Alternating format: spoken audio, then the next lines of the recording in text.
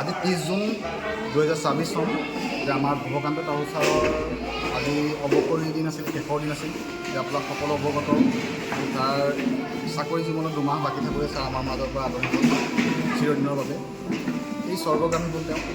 আমাৰ বিদ্যালয়ৰ ছাত্ৰ ছাত্ৰীৰ লগতে আমাৰ শিক্ষকসকল তেওঁৰ যি অৱদান তাক আজি স্মৰণ কৰি বৃহত্তৰ জাতিমুখৰ কেইবাটাও সংগঠন, বিশেষকৈ শৈক্ষিক সংগঠন, বৃহত্তৰ প্ৰাইমাৰী জাতিমুখ শৈক্ষিক বিকাশ সমিতি, প্ৰাক্তন ছাত্ৰ ঐক্য মঞ্চ আৰু বৃহত্তৰ জাতিমুখ ৰাইজৰ একেলগে একেটা উদ্যোগতে এখন স্মৃতি সভা আয়োজন কৰা হৈছিল।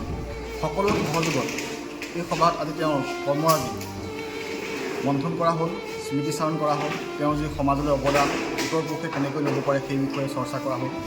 সকলো প্ৰান্তৰ ব্যক্তি আহিছিল, বিশেষকৈ তেওঁৰ লগত সহযোগী কৰ্মীসকল, সহকৰ্মীসকল, প্ৰাক্তন ছাত্ৰ ছাত্ৰীসকল, বিভিন্ন দল সংগঠনৰ বিষয়ববীয়াসকল, পৰিয়ালৰ বিভিন্ন অঞ্চলত থকা লোকসকল আহিছিল।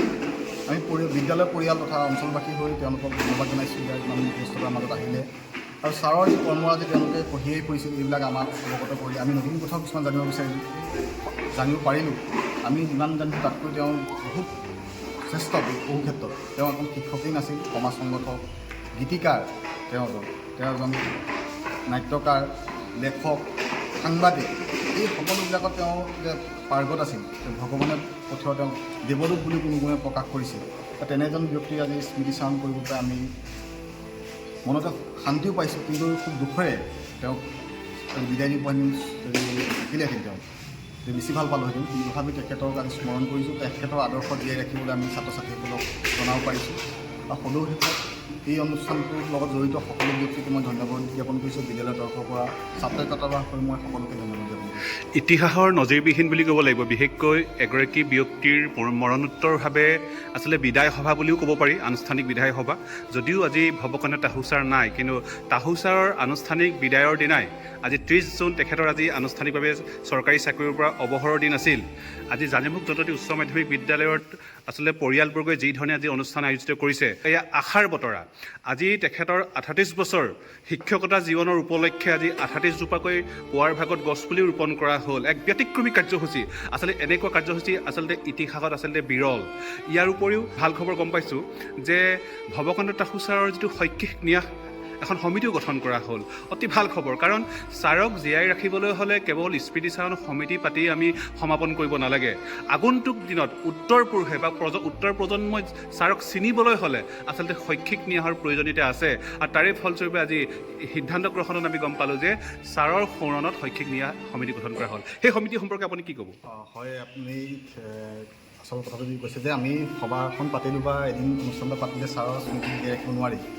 ছাৰে যিমান স্কুলখনৰ বা অঞ্চলবাসীয়ে দিলে সেইটো তেওঁ আদৰ্শ হিচাপে লৈ, বিশেষকৈ আপুনি জানে শৈক্ষিক বিকাশ সমিতি যিখন গঠন কৰিছিল, ৰূপক তেওঁ সম্পাদক আছিল, সুদূৰ যোৰহাটৰ সীমা শিৱসাগৰৰ মূৰৰ পৰা তেওঁ আহিছে, এই অনুষ্ঠানবোৰত জড়িত কৰিছিল। তেনেদৰে সমাজক জড়িত কৰা যি ব্যৱস্থা লৈছিল, সেইটোৱে আমি সমাজে আজি এটা সিদ্ধান্ত লোৱা হ'ল যে পৰিয়ালৰ তৰফৰ তেওঁলোকে বিদ্যালয়ত এটা স্মৃতি হিচাপে কিবা দিব বিচাৰিছে বা তেওঁৰ স্মৃতি ৰখাব চেষ্টা কৰিব। গোটেই সমাজক জড়িত কৰি এখন সমিতি গঠন কৰা হ'ল। আজিৰ সভাৰ সভাপতি অজিত বৰুৱা ছাৰৰ সভাপতি হিচাপে, যতীন মিনিদেৱক সম্পাদক হিচাপে লৈ ব্যৱস্থা থাকিব, আৰু যোগেশ্বৰ বৰা, ববুল বৰা ছাৰ আজি তেওঁ উপদেষ্টা হিচাপে থাকিব। এখন ধৰ্মেশ্বৰ কলিতা ছাৰ, গোপালক্ষ্য ছাৰ থাকিব।